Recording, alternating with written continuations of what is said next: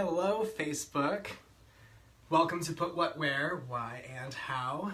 I am your host, Mike Raish, and today's topic is what type of disorganizer are you? And I'm going to talk about the different types and what I mean by that. And then I'm going to talk about how clutter can impact each type of yourself. And then what are some things that you can do to kind of help balance the different type of disorganizer you are. So those are the things I'm going to talk about, and I'm going to relate them to creativity because I'm going to do that always. So you may notice that there is a model in the upper left corner. I believe it's your left. I'm seeing the mirror. I don't know. Hopefully it's on your left. It's on my left. Model in your left corner that has a heart, a brain, and a hand Venn diagram. So we're going to be basically relating everything to this little diagram, which is what I want to show it the whole time. So I'm going to start with the heart. So the heart circle is going to encompass all of your emotions. Oh, Mary's asking if I'm on Facebook. Yes, Facebook. Girl, I'm already broadcasting. So the heart is feelings, emotions, why you do everything, whether you care, all that jazz. And then we have the brain, which is like the thinking, the process, decisions, fantasizing, etc., etc. And then we have the hand, which is the body, and like the doing, kind of action, manifesting things, etc., etc.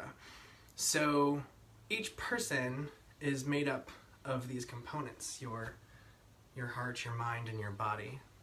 Or mind, body, and soul might sound familiar.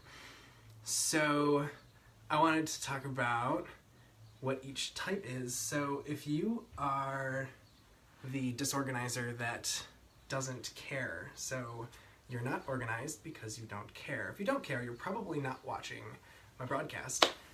But if you don't care, then nothing gets done because you're kind of like, meh.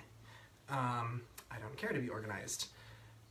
So the brain is you don't know how to be organized. And this one's a tough one because I feel like so many of us grew up not knowing how. If you didn't, like parents would tell you to clean your room, but they don't tell you how to clean your room. So you're just kind of like shuffling things around or whatever. So you might not know how to organize. So therefore you just don't know how. So therefore you're not, again, doing it because you don't know the right way to go about it. And then there's the doing it. So if you're just not doing it, then you're simply not putting the energy into doing it. Now, if you're the kind of person that cares a lot, but you don't know how and you're not doing it, that's where like depression and embarrassment comes from. So you care a lot, you don't know how to stay organized, and you don't actually put effort into being organized. So therefore, you're kind of left in this caring, but no actually getting anything out of it.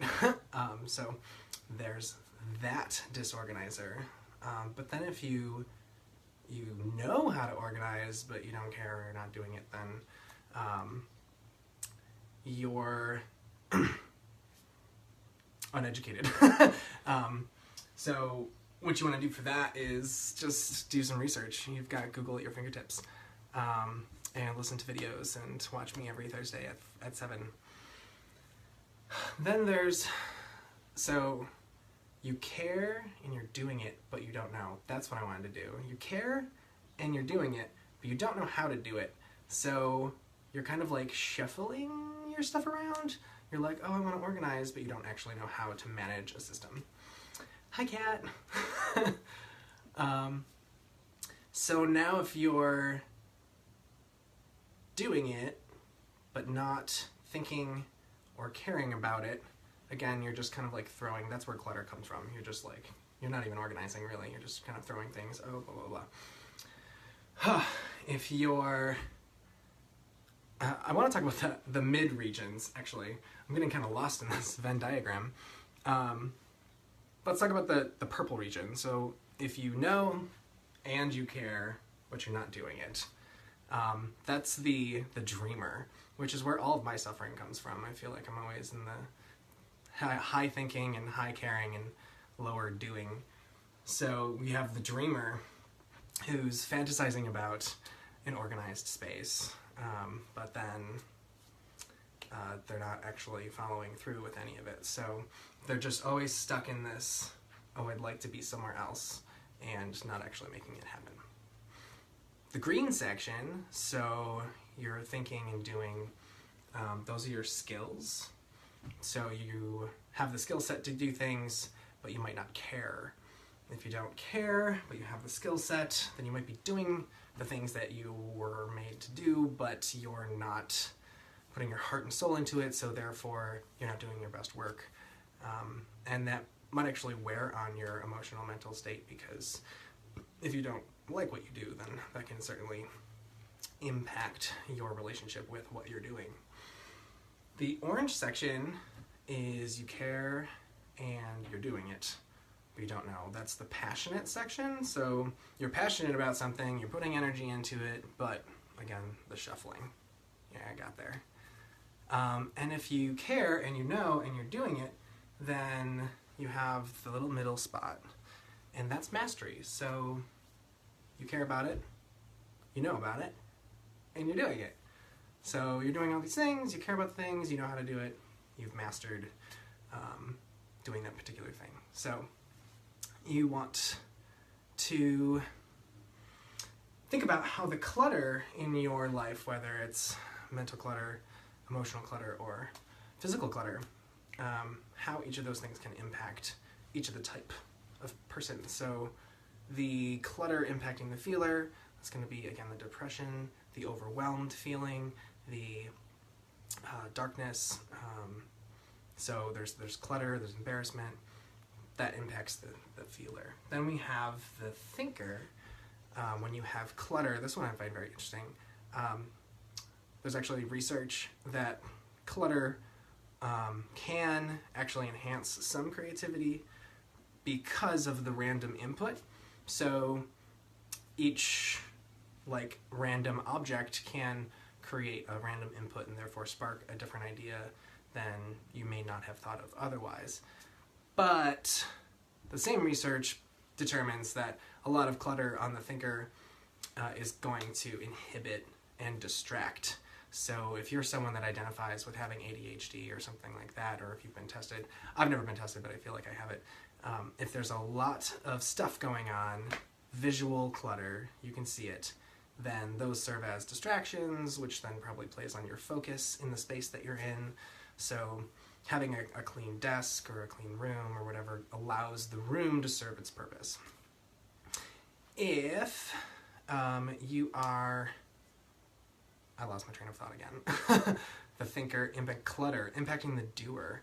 So the doer, if you have clutter in your space and you're a doer, you're someone that likes to task, you like lists and you like to get things done and whatever. If you have clutter and you're the doer, then you run out of space to do things. If there's stuff all over the counters, then you can't cook.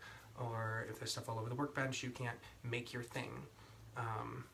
Also, it makes it harder for you to find stuff. So if you're the person that needs to build or make or create or craft, if your tools are everywhere, then you don't have the ability to really perform at your best self and go at it and do stuff.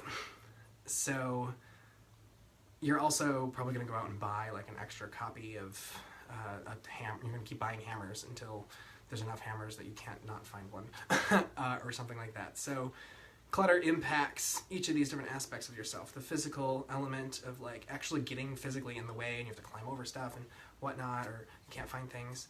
You've got the thinker, so it's getting in the way of you processing thoughts and focusing and getting things done and having systems for things so that you can relax.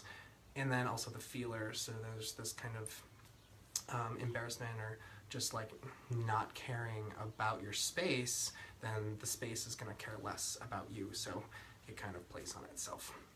And the level of clutter is certainly a reflection of those things. So if you care, if you don't care, if you are distracted all the time, or if you're not distracted all the time, your environment's probably going to reflect those things.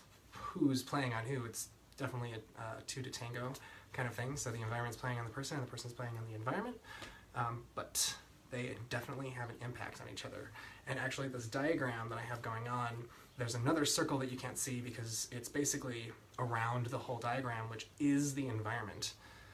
So the environment always has an impact on the whole thing, and then you kind of live inside the environment, and then you can also have an impact on the environment. And in creative studies, the same model can be related to the caring is like why, which is kind of the clarifier, the person that's always asking why, or how, blah, blah, blah. They're asking all the questions, trying to get all the information. That's the caring. And then you have the thinker, which is going to be the process. So the process of creativity, like actually coming up with the things and how the systems work to each other and whatnot.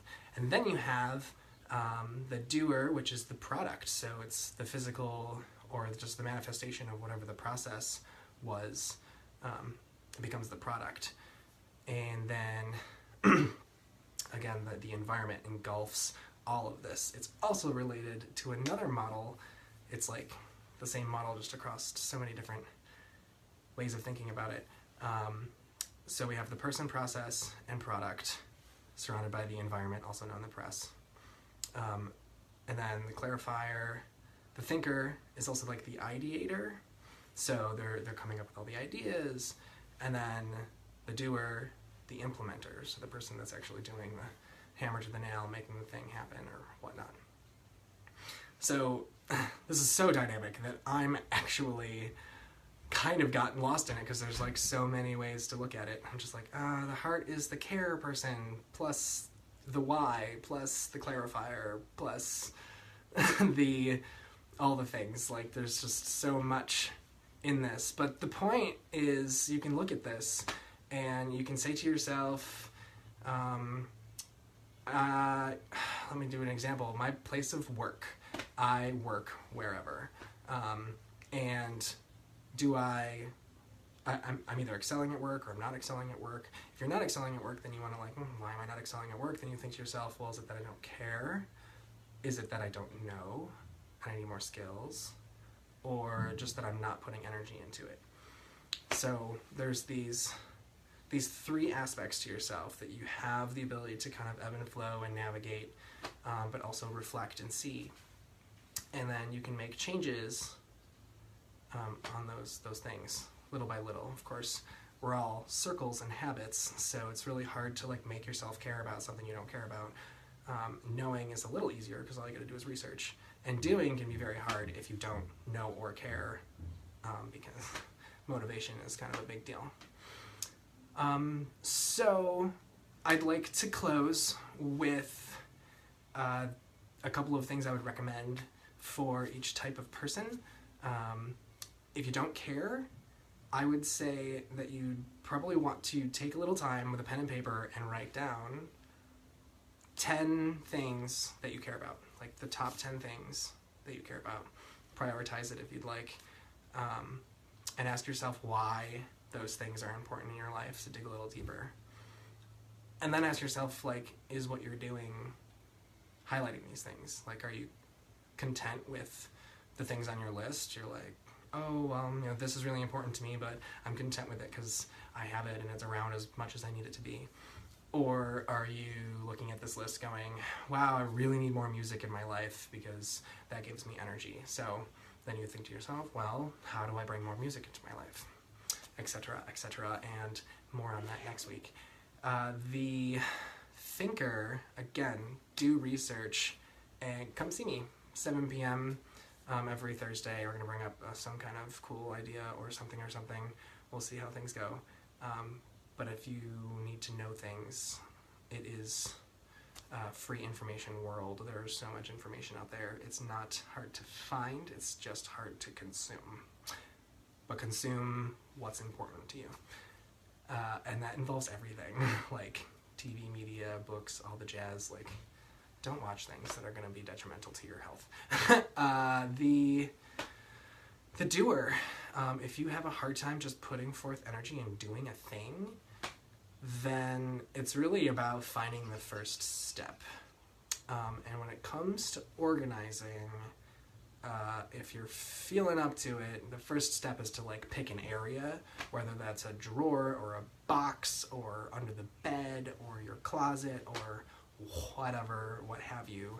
Pick an area, pull everything out and sort it by category and then purge what you don't need. If you are not even up to the task of picking a space, because a space seems like too big and you're overwhelmed, and that's totally fine, because that happens. You want to commit to just finding one object that doesn't serve you anymore. So if you're not a doer in the organizing world, what I encourage you to do this week is find one thing that does not serve you. Something that might be easy to get rid of. Something that's like, literally like, oh, this gives me pain every time I look at it, or I freaking hate this thing. Like if you say I hate this thing in your house, then the thing shouldn't be there anymore. So find a thing that no longer serves you, it's either negative or neutral, and get rid of it. Whether that means gift it, trash it, recycle it, reuse it, repurpose it, whatnot. But get it out of your space, because it's having an impact on you, and putting forth the energy to do a thing is really just about taking the first step. And once you take the first step, then the second step feels a little easier, and et cetera, et cetera. That's kind of how it works. So, once again, I'm Mike Raish with Put What Where, Why and How, and just consider when you're not, like, where you're putting your energy. Are you putting it into what you care about, what you think about, and what you do, and who you are? And, you know, I'm like way up in the caring thinking, and it's like painful. I'm such a dreamer, it's painful. Love you all. Sidebar, I tried a sticky note thing where it's like, you have stickies, and I don't know how they work. So if anyone finds the light bulb reaction sticky thing and they can like, bloop, that would be cool, because I don't know how that works yet. And if you have only been chimed in for a little bit, make sure you watch the rerun, at least in the beginning. I made an intro for this thing. It's cute and whatever. Hi, Mary. There's the light bulbs! Yes! Okay, so you have access to light bulbs. If anyone has any ideas on how to use these sticker things, I can make them whatever we want. And I would really love some more interaction eventually. Hey, Frankie! So yeah, the light bulbs are cute. Thought of like, new idea, bloop! If anyone has any ideas for how to like incorporate reaction stickery things into what we're doing, let me know. So yeah, and also if you don't want to miss a beat, if you're on YouTube, subscribe to Put What Where. If you're on Facebook Live, find the little 3 dots, boop, and ask to be notified anytime Put What Where goes live, and you won't miss me. But every Thursday at 7 p.m., I'll be back to talk about a thing. If you've got ideas or questions, let me know, and I'll put my brain into it and regurgitate it to you. Episode 2, out.